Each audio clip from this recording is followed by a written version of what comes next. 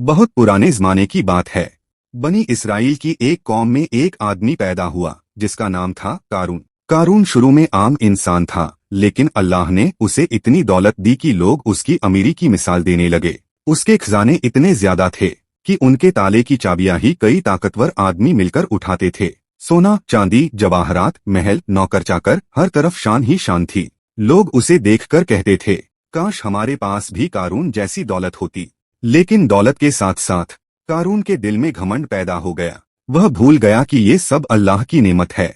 वह कहने लगा, ये सारी दौलत मैंने अपने इल्म और अक्ल से कमाई है, इसमें किसी खुदा का कोई एहसान नहीं। उसका दिल सख्त हो गया, आंखें अंधी हो गईं और रूह घमंड से भर गई। हजरत मूसा अलैहिस्सलाम ने उसे समझाया, घमंड मत कर, अल्लाह की नेमतों पर इतराना मत, गरीबों की मदद कर, अल्लाह का शुक्र अदा कर। लेकिन कारून हंस पड़ा। वह बोला, मैं किसी का मोहताज नहीं हूँ, मेरी दौलत ही मेरा खुदा है।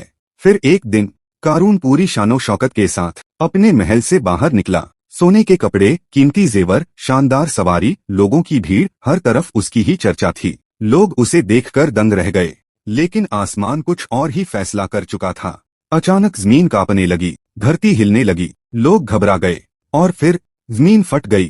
कारून, उसका महल, उसकी दौलत, उसके खजाने, उसकी शान, उसकी ताकत, सब कुछ जमीन के अंदर धंसने लगा।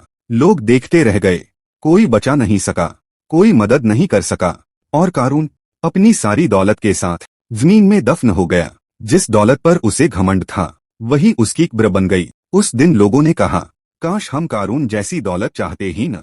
अल्लाह जिसे चाहता है देता है और जिसे चाहता है छीन लेता है। और दुनिया ने ये सच सीख लिया, दौलत अगर अल्लाह की तरफ से हो और इंसान उसे अपना समझ ले तो वही दौलत उसकी सबसे बड़ी सजा बन जाती है।